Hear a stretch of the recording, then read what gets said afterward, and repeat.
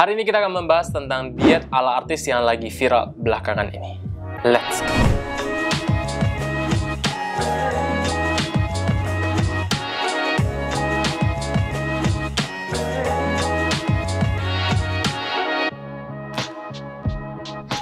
Hai semuanya, kembali lagi bersama saya Dr. Dion Haredi di channel The Doctor's Diet. Belakangan ini banyak banget yang nanya ke saya tentang diet ala artis yang lagi viral.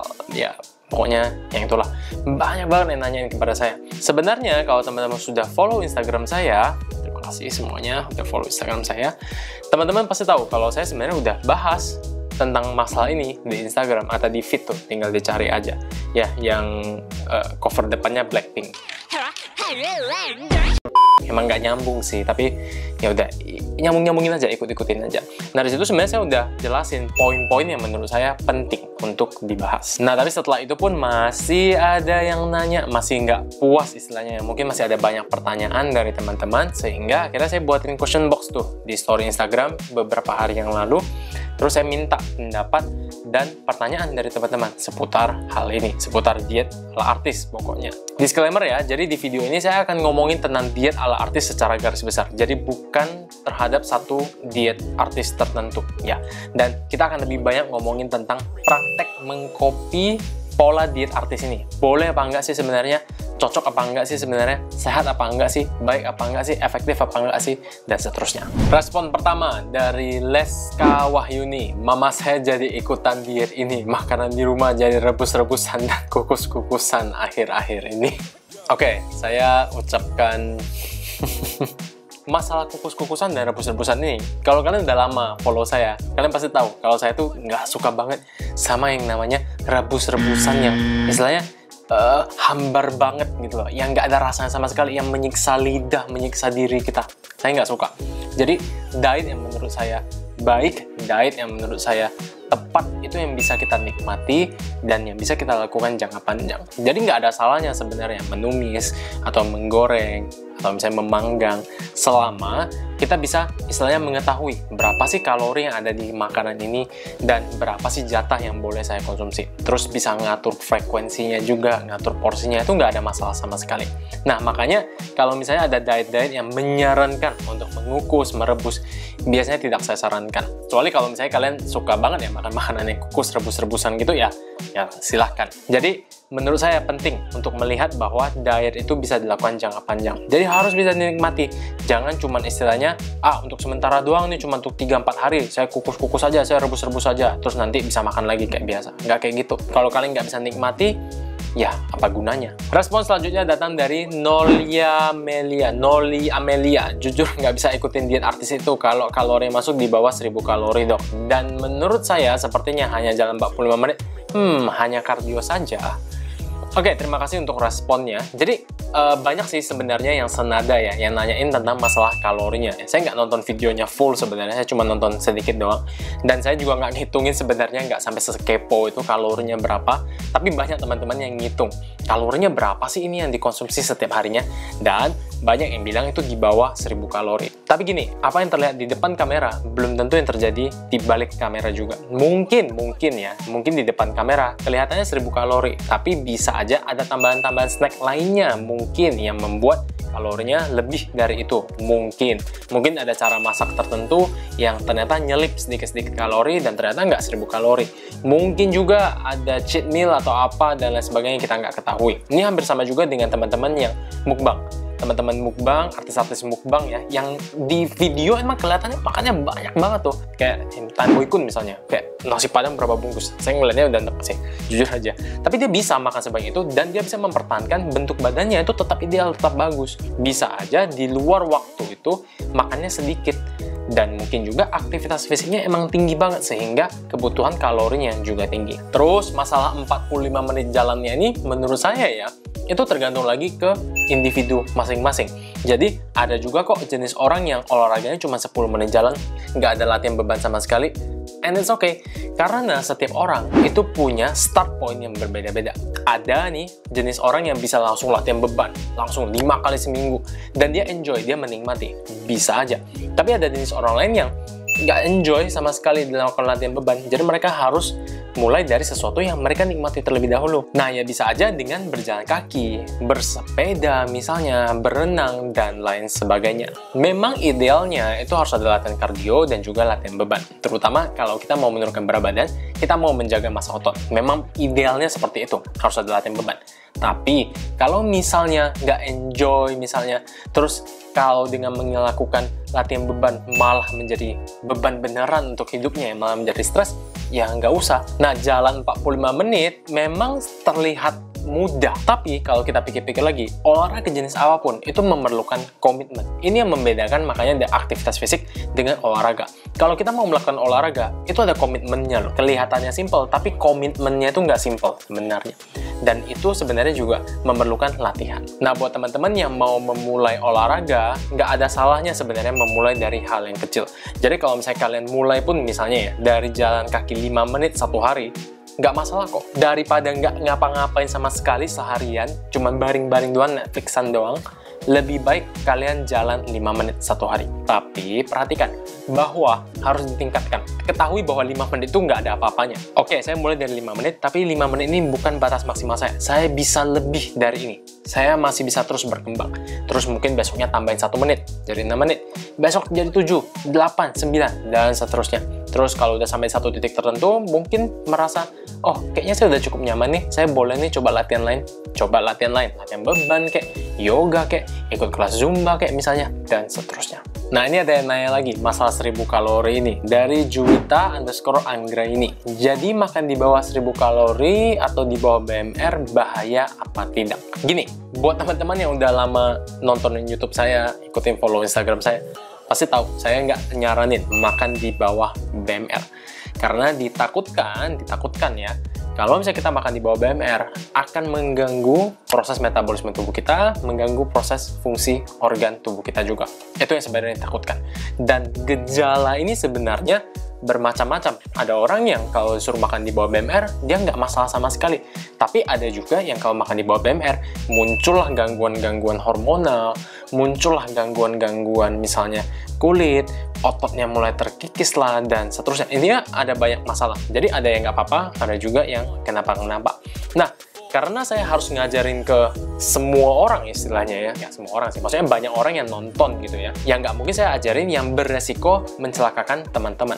Maka dari itu saya bilang, jangan makan di bawah BMR. Itu, saya sendiri dulu banget pernah melakukannya, makan di bawah BMR, dan itu nggak enak banget, seriusan, di tubuh saya nggak enak, terus saya juga tidak merasakan ada perkembangan yang berarti di berat badan saya. Maka dari itu saya juga nggak pernah melakukan itu lagi, dan nggak saya saranin juga ke teman-teman semuanya. Bahkan klien-klien saya pun, walaupun penurunan berat badannya memang kelihatan lebih sedikit ya, terus kayak merasa kok nggak ada turunnya sama sekali ya, tetap saya saranin untuk makan di atas BMR, tapi di bawah TDI. Hal ini saya sarankan karena kita mau penurunan berat badannya itu lebih stabil, lebih perlahan. Nggak masalah sebenarnya perlahan turunnya, karena kita melakukannya itu jangka panjang. Kecuali kalau misalnya kamu punya target jangka pendek ya, itu beda ceritanya. Tapi kalau misalnya kita melakukan ini jangka panjang, lebih baik perlahan turunnya.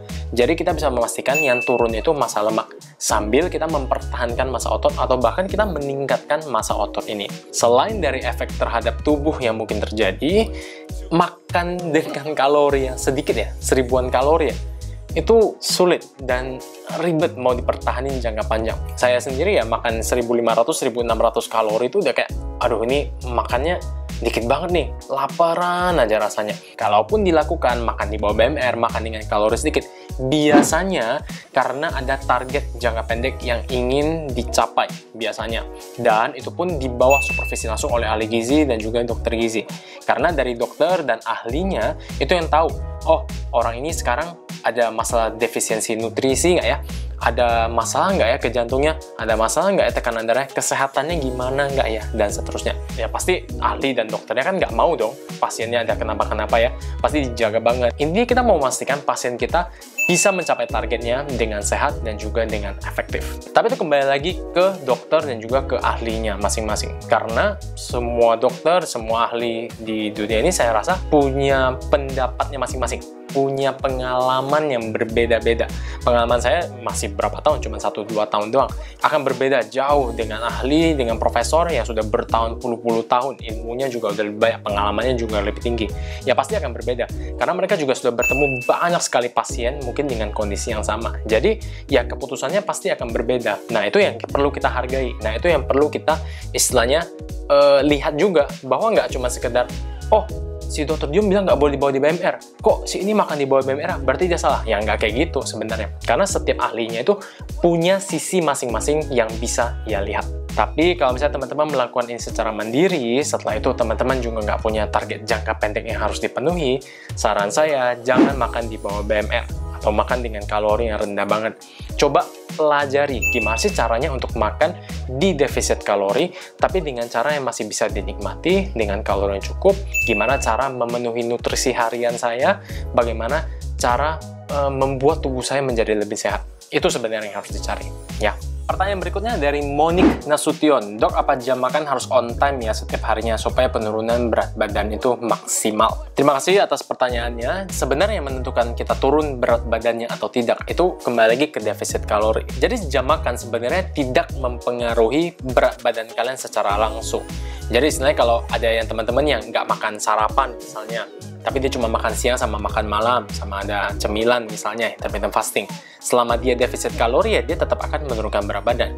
Nah, sama juga buat teman-teman yang misalnya dia makan sarapan, makan siang, makan malam, tapi dia defisit kalori, ya dia juga akan turun berat badannya.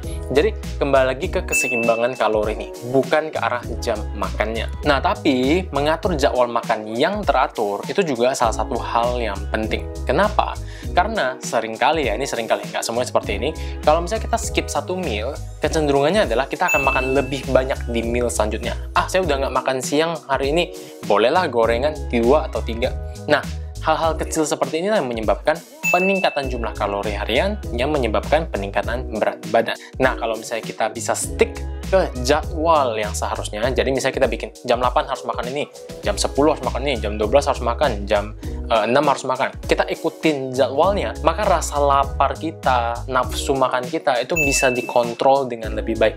Sehingga di meal selanjutnya, kita nggak kalap, kita makan sesuai jumlah yang seharusnya. Selain itu, makan dengan jam yang teratur itu terbukti membantu untuk mengurangi gejala dari penyakit MAH.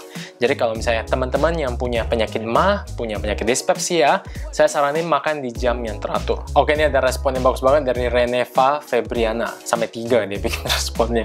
Saya bacain ya. Jangan asal niru diet orang lain. Siapa tahu dietnya memang dirancang untuk kondisi tubuh dan targetnya. Misal artis Korea yang diet apel, ya memang dirancang sesuai kondisi tubuhnya plus target deadline-nya. Kita nggak bisa asal judge diet si A lebih baik atau buruk kalau kita nggak tahu asal muasal dan kondisi doi. Nah ini yang saya maksud. Kita tuh nggak bisa ngejudge hanya dari 1 atau 2 video sebenarnya. Jadi pasti ada maksud di balik itu yang mungkin tidak diberitahu kepada kita. Kenapa dia melakukan diet ini? Kenapa melakukan program penurunan berat badan ini? Ada target apa sih? Ada deadline apa sih? Dan bagaimana cara monitoringnya dan seterusnya? Ada banyak sekali hal sebenarnya. Ini penting banget, apalagi buat teman-teman yang istilahnya ingin ikutan gitu loh, ingin mempraktekkan juga. Terus plug ikut menunya, ikut semua pantangannya. Nggak bisa. Kenapa? Karena ya artis-artis tersebut, artis Korea lah, artis Indonesia juga lah, mereka melakukannya biasanya sudah dengan supervisi oleh dokter yang mengetahui kondisi mereka dan mengetahui target mereka. Nah, kita yang cuma nonton habis itu langsung praktekin belum tentu akan berhasil. Kalaupun berhasil, belum tentu secara sehat berhasilnya. Bisa aja kita sakit dan lain sebagainya. Mungkin turun ya berat badannya, tapi nggak bertahan lama. Terus akhirnya kembali lagi ke kebiasaan yang lama, nambah berat badan lagi, bahkan mungkin melebihi berat badan awalnya. Itu sebenarnya saya takutin. Setiap orang itu unik, setiap orang itu berbeda-beda. Saya sendiri pakai flexible dieting, hitung kalori. Tapi saya juga ngajarin istilahnya dengan metode porsi tangan. Saya juga ngajarin misalnya dengan OCD, dengan intermittent fasting. Kalau misalnya teman-teman mau low carb diet atau misalnya low fat diet juga, silakan. Tapi pastikan teman-teman bisa menikmatinya jangka panjang, dan pastikan bahwa diet itu benar-benar dietmu, bukan diet orang lain yang kamu cuma ikutin, praktekin, terus kalau nggak berhasil udah, atau misalnya kalau berhasil ya udah nanti makan lagi kayak dulu lagi. Jangan seperti itu. Jadi mulai dari sekarang coba belajar, tubuh kita ini perlu apa sih sebenarnya? Tubuh kita itu suka makanan apa sih? Tubuh kita tuh menikmati makanan apa sih? Dan cara yang terbaik untuk saya bisa mempertahankan berat badan saya ini apa sih? Memang lebih sulit, memang jauh lebih sulit ya untuk bisa mencari tahu keperluan diri kita sendiri, mencoba belajar menghitung kalori, mencoba belajar menghitung dengan tangan, mencoba puasa, itu memang sulit banget. Semua hal baik itu sulit emang awalnya. Tapi percaya deh, kalian akan mendapatkan hasil yang lebih baik daripada sekedar ngopi-ngopi doang. Kalau kalian cuma ngopi-ngopi doang, gampang. Menunya ini, nggak boleh makan ini, olahraganya begini, udah ngikutin aja. Tapi belum tentu kan kalian bisa menikmatinya. Jadi intinya, diet itu unik. Semua orang itu punya jalannya masing-masing, punya jalan ninjanya mereka masing-masing. Jadi ada yang cocok dengan diet ini, ada yang cocok dengan diet yang lainnya. Pastikan kalian menemukan diet yang benar-benar kalian, yang bisa kalian nikmati jangka panjang, yang bisa membantu kalian dalam menurunkan berat badan secara efektif. Sekian video saya hari ini, semoga membantu mencerahkan. Kayaknya udah agak panjang juga ya videonya, nggak terasa saya ngomong ngoceh-ngoceh ini udah agak lama kayaknya. Jadi kalau misalnya teman-teman masih punya pertanyaan seputar hal ini, silakan tuliskan di kolom komentar di bawah, atau mungkin beritahu saya lewat DM di Instagram. Dok, saya masih nggak puas, saya masih punya pertanyaan seputar ini. Saya punya pertanyaan lagi, ini, menurut saya gini. Silahkan DM saya di Instagram juga, beritahu saya. Kalau misalnya masih banyak pertanyaan, masih banyak istilahnya ketidakpuasan dari teman-teman, mungkin akan saya bikin lagi videonya. Oke deh, kalau begitu, I'll see you in the next video.